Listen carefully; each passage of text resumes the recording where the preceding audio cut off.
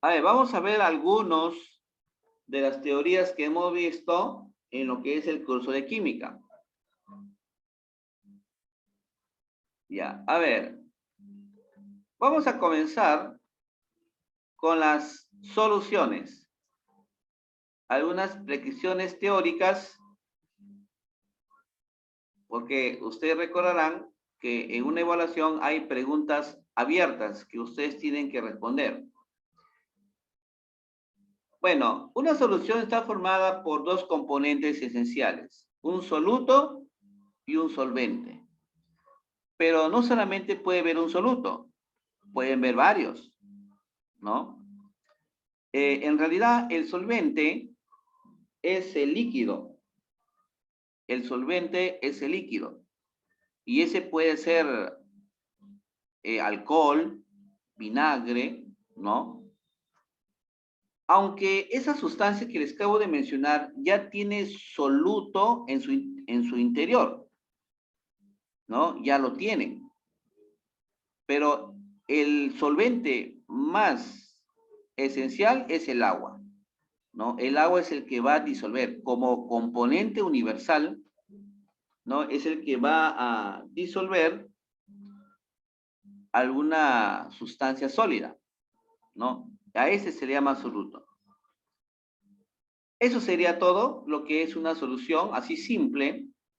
Ahora, hablando del tipo de solución, son diferentes, ¿no? Y como les dije, eso depende de las componentes, ¿no? Como por ejemplo, tenemos referida a la cantidad de soluto. Sería una solución diluida, ¿no? ¿Qué significa una solución diluida? Cuando el soluto es en pequeñas cantidades, ¿no? En este caso, muchas veces no se logra apreciar el soluto. Un ejemplo muy sencillísimo.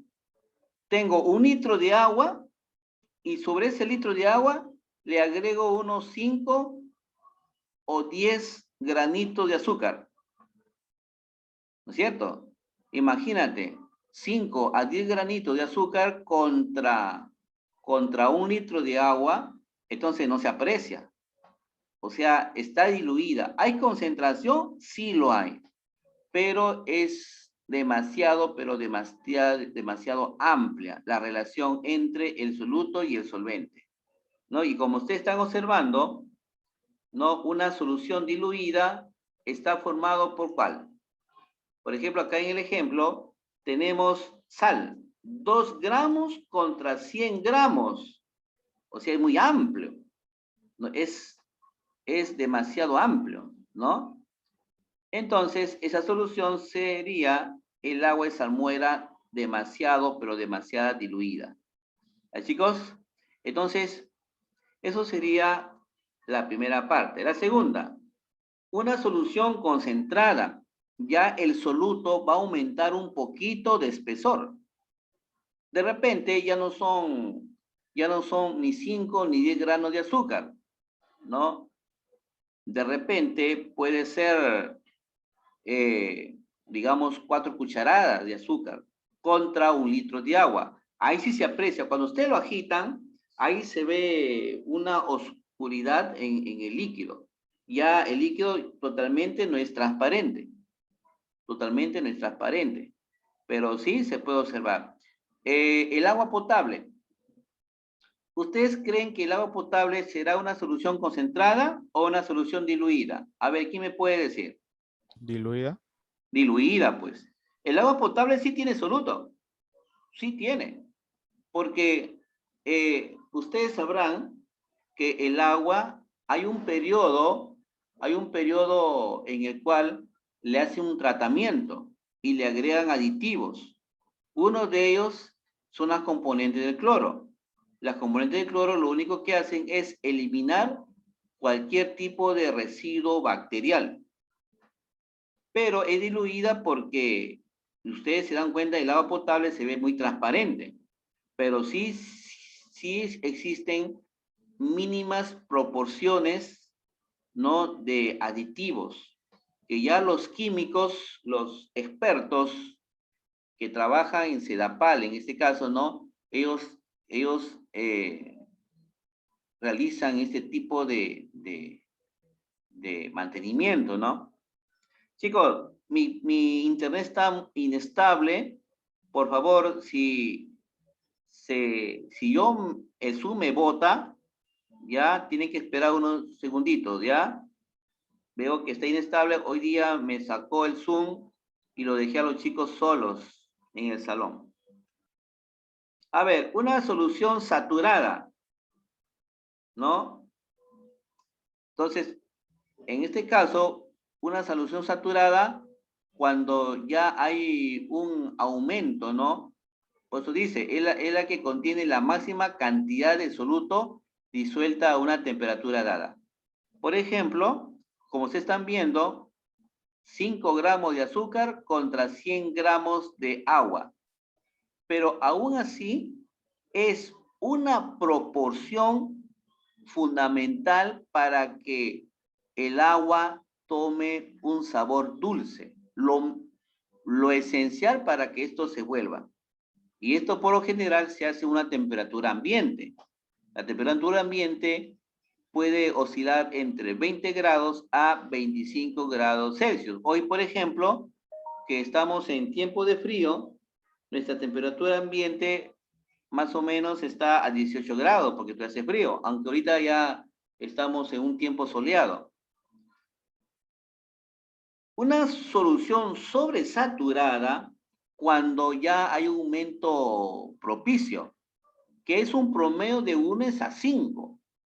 O sea, una solución saturada ya porque sobrepasado ya del límite propio a una solución concentrada.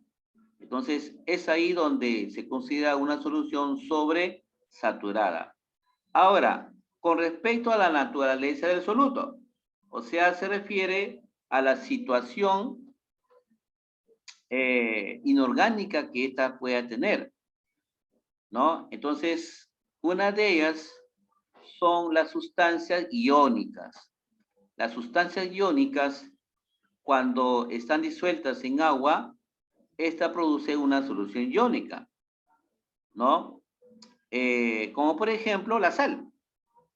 El cloruro de sodio, al estar disueltas en agua, ya tenemos una solución iónica. ¿Pero por qué una solución iónica? ¿No?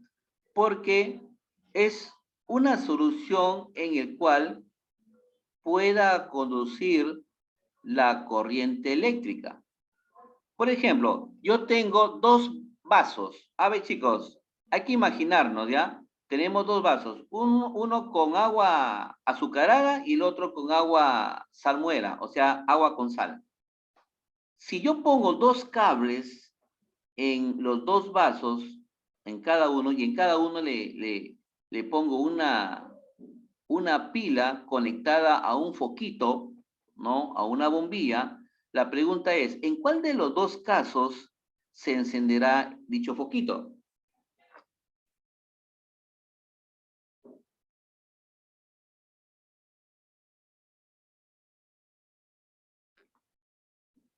¿Cuál sería, chicos? ¿En dónde se encenderá? ¿En el agua que contiene sal o en el agua que contiene azúcar? ¿De sal? Claro, pues, Sal. en la sal. ¿Por qué? Porque en el azúcar es muy orgánica. El azúcar contiene carbono, contiene hidrógeno y contiene oxígeno. O sea, los tres, ¿no? Son de situación dura, orgánica. En cambio, la sal no. La sal contiene dos elementos, uno metálico y uno no metálico. O sea, uno que se puede convertir en catión y el otro en anión. Y ambos producen una estabilidad en cuanto a la conducción eléctrica. Por lo tanto, ahí sí se puede indicar que se trata de una solución iónica. ¿Ya, chicos? Así que una solución iónica se da comúnmente en el agua, ¿no? En el agua potable también hay una solución iónica porque le agregan sales duras al líquido. Por eso, chicos, es malo encender un interruptor con las manos mojadas, porque hay mucha probabilidad de que te puedas electrocutar. O sea, siempre es bueno tener eh, esa seguridad, ¿no? Y una solución molecular, ¿no? Como en este caso son sustancias orgánicas. Son sustancias orgánicas que se puedan dar. Por lo general son sustancias a nivel de hidrocarburos, ¿no? Otros bencénicos, sustancias bencénicas. Ya en el siguiente bimestre ya vamos a pasar a hidrocarburos, ¿ya? Por ejemplo, la dextrosa. La dextrosa es un suero que ayuda a condicionar el metabolismo de las células. Por eso que una persona cuando se encuentra delicada de salud y ya ha perdido demasiado peso, esto puede regenerar los tejidos, ¿no? Ingiriendo la dextrosa. La dextrosa es una sustancia que va a regenerar las pérdidas de electrolitos que ha perdido durante una deshidratación, ¿no? Eso es lo que es. Acá están viendo ejemplos, ¿no? Ejemplos. Acá tenemos, por ejemplo, sólido. Una solución puede ser sólida, ¿no? Una solución puede ser sólida. Ahí está, el solvente puede ser sólido. El soluto puede ser también sólido, o también puede ser líquido, o también puede ser gaseoso. Un ejemplito, a ver, acá no hay ejemplos, solamente designaciones. Solvente sólido con sólido. Tenemos el acero que nosotros conocemos. El acero es una aleación, es una mezcla de carbono, hierro y silicio. Entonces, el carbono es sólido, el hierro es sólido, el silicio es sólido. Solamente hay que buscar cuál de los tres sería el solvente y cuál de los tres sería el soluto. ¿Ya? Entonces, en ese caso, se está considerando, ¿no? Como parte fundamental el soluto al silicio y también al carbono, ¿no? Pero cuando es sólido con líquido, ¿no? Por ejemplo, la amalgama de oro, que se combina con este líquido llamado mercurio, porque recuerden que el mercurio en estado natural es líquido, y la parte sólida que es el oro. Entonces, el solvente en sí sería el mercurio y el soluto sería el oro. O también con sustancias gaseosas, ¿no? Por ejemplo, el hidrógeno, que es un gas y que está en contacto con el platino, que es sólido. Entonces, en este caso, el gas sería el solvente y el platino sería el soluto. Y así como así también, ya los líquidos ustedes ya lo saben.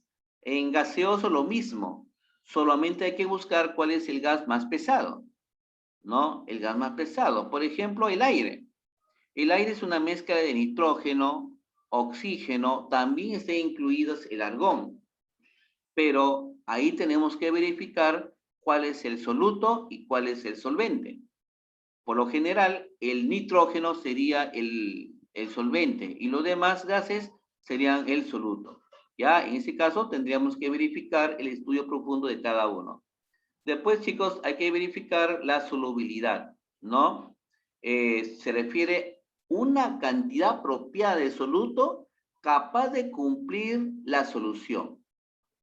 Para poder identificar, buscamos una referencia sobre 100 gramos de solvente.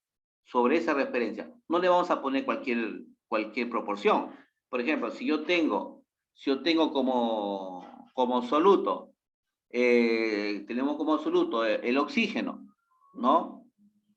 Entonces, Si yo quiero formar el aire, necesito una mayor proporción de nitrógeno, pero como referencia yo utilizo 100 litros, ya para un ejemplo, ¿no? 100 litros y el resto tiene que ser una proporción. Las unidades, bueno, nosotros hemos trabajado yo con problemas, ¿no? En este caso, el porcentaje de masa que viene a ser el soluto que es más pesado, es más, ¿no? Y esto está referido a la solución. O sea, quiere decir, la masa de solución sería la masa de soluto más la del solvente. Esa sería la masa de la solución. Y para observar cuál es el porcentaje que contiene esa solución, con respecto a, bueno, el soluto con respecto a la solución, se multiplica por 100%. Para el porcentaje de volumen, lo mismo que la masa, ¿no? El volumen, el espacio que ocupa el soluto, relacionado al espacio que ocupa la solución. Todo multiplicado por 100%. Luego también las partes por millón. Bueno, no hemos utilizado, el libro no casi ha utilizado esta unidad, muy poco ha utilizado el libro, creo que no han utilizado para nada, pero bueno, por cultura, eso se refiere a los miligramos de soluto que está disuelto dentro de un recipiente de líquido, ¿no? Y que ambos formen un litro, ¿no? De esta componente, ¿ya? Entonces, eso sería parte por millón. Bueno, chicos, no olvidarse, solución es la suma del soluto más el solvente, ¿no? Y si queremos hallar el porcentaje en masa, entonces el soluto lo tienen que poner X%, ¿no? También se puede utilizar así. Ahora, y si ustedes quieren utilizar la fórmula, pues utilicen lo que hemos visto, ¿no? La fórmula del porcentaje de masa. Creo que la mayor parte lo hemos hecho, ¿no? Me acuerdo que llenamos todas las hojas, me parece. Y las unidades de concentración, ¿no? Eso lo hemos visto, la fracción molar. Cuando hablamos de fracción molar, se está refiriendo a los moles de una componente con respecto a una totalidad, ¿no? Por ejemplo, ¿no? Si yo tengo hidrógeno, yo tengo oxígeno y yo tengo nitrógeno. Si considero como el aire, ¿no? Vamos a suponer, el hidrógeno tiene 2 moles, una proporción en el análisis volumétrico, una proporción de 2 moles, en el oxígeno 4 moles, pero en el nitrógeno 14 moles. Vamos a suponer, porque les hago entender que el aire, la mayor cantidad es de nitrógeno. Entonces, si a mí me dijeran la fracción molar del oxígeno, entonces hago la relación, proporción entre los moles de oxígeno con el total. Para ello yo tengo que saber cuánto hay. En este caso, bueno, en este pequeño ejemplo se hablan de 20. 20 moles, entonces mi fracción molar, la fracción molar, si yo analizo el oxígeno, sería entonces los moles de la cantidad de moles del oxígeno, que es 4 sobre el total, 2 más 4 y más 20. Y por lo general la fracción molar se da en fracción, ¿no? Su mismo nombre dice, fracción. Entonces acá quedaría ¿cuánto? No, perdón, este es 14, ¿no? Ya me estaba rayando ya. Sería 2 más 4 más 14. Y este sería 4 sobre 20. Que simplificando nos va a dar un quinto. Y un quinto sería la fracción molar del oxígeno. Ese es un ejemplo. Ese se llama fracción molar. La molaridad. Chicos, la molaridad, su unidad fundamental es el mol sobre el litro. Esa es la unidad. Y la molaridad también se le llama concentración de una sustancia. Por ejemplo, si yo necesito saber la molaridad del hidróxido de sodio, es lo mismo que si yo dijera la concentración del hidróxido de sodio. Y como ustedes están viendo, esa es la ecuación fundamental. Luego tenemos la normalidad. La normalidad está a una relación entre los equivalentes gramos, la cantidad de equivalentes gramos que se refiere al absoluto en proporción con el volumen de toda la solución. Y ojo, tiene que ser en litros. Ahora, y si no, habíamos también trabajado en nuestros problemas la normalidad que se puede calcular multiplicando la molaridad multiplicado por un tita. Chicos, no se olviden, acá siempre en los ejercicios que hemos hecho, siempre he visto algunas fallas. Cuando hablamos de ácidos, cuando estamos en ácidos, el tita es la cantidad de hidrógenos.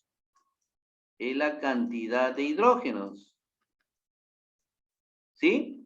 Cuando son ácidos. Cuando son oxidrilos, o llamamos también bases, o hidróxidos, ¿no? Hidróxidos, espérense, por aquí creo me equivoqué, no escribí bien. Si nosotros decimos hidróxidos o bases, que es lo mismo, ¿no? Bases o hidróxidos, acá tita es por el número de oxidrilos.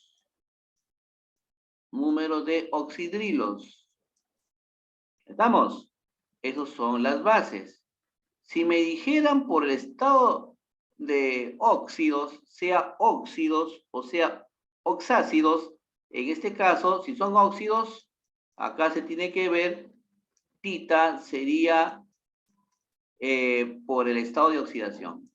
El número de estado de oxidación, sea del metal o del no metal.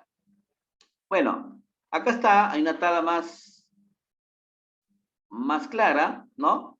Para los óxidos, los hidróxidos, los ácidos, las sales a través de la carga y redos. Pero no, en el libro no han utilizado redos, no han trabajado. Así que no se vayan a preocupar. Entonces, eso sería todo. Y la molaridad, bueno, la molaridad no hemos utilizado tampoco, ¿no?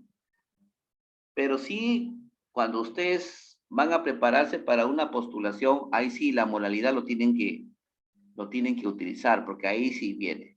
En el libro nos indica que la molaridad es una relación también entre el número de moles del soluto relacionado al peso que está dado en kilogramos del solvente. Ahí, chicos, entonces, esto ya hemos visto las propiedades que genera cuando se mezclan dos concentraciones, ¿no? Y tenemos nuestros ejercicios que ustedes todos lo tienen hecho, ¿no? Ese día lo hicimos una maratón, ¿no? ¿Se acuerdan o no se acuerdan, muchachos? Hicimos una maratón, lo llegamos a terminar, batimos el récord, ¿no? El récord hemos hecho. Ya, pues el que no estuvo presente, ya pues lamentablemente se lo perdió.